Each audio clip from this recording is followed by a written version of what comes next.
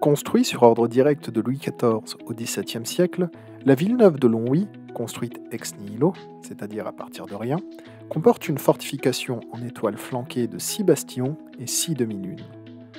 Issu du premier système de l'ingénieur, et plus tard maréchal de France, Sébastien Leprestre de Vauban, et de l'architecte Thomas de Choisy, ce nouveau Longwy se voulait alors un rempart du royaume contre la ville adverse de Luxembourg. Un feu d'artifice éclate au mois d'août 1914 aux portes de la République. Longwy, en première ligne, est rapidement l'enjeu d'une âpre dépense de poudre et de sang. En quelques jours, les canons allemands vont en partie ruiner le bel édifice Vauban, qui jusque-là avait toujours survécu à l'histoire des colères humaines. Rappelons-nous, pour mémoire, les sièges où des garnisons résistèrent souvent héroïquement à l'envahisseur. Après chaque conflit, les remparts de Longwy furent restaurés et rendus en état de tenir un siège.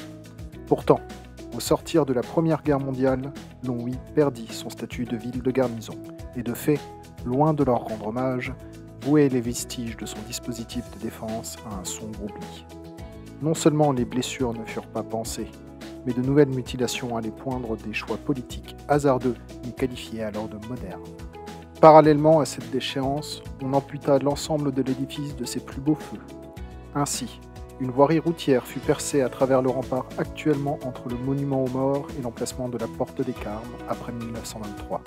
À la même époque, décision fut prise de ne pas reconstruire la porte de Bourgogne et de restaurer économiquement les pavillons de la porte de France. Ainsi, les volontés successives de moderniser Longwy ont fait pire pour la disparition de nos remparts que les sièges historiques. Aujourd'hui, heureusement, les temps et les mentalités ont changé.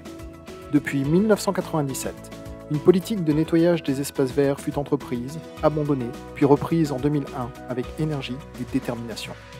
Celle-ci s'est complétée d'actions sociales avec l'intervention de chantiers jeunes chaque été et enfin d'une intervention sans précédent de la ville et des services de l'État pour reconstruire les pans éventrés sous l'impact des obus de 1914. 20 ans plus tard, ce patrimoine classé au patrimoine mondial de l'UNESCO accueille de nombreuses manifestations culturelles et animations et s'offre comme poumon de verdure en plein milieu de l'urbanisation de la ville haute.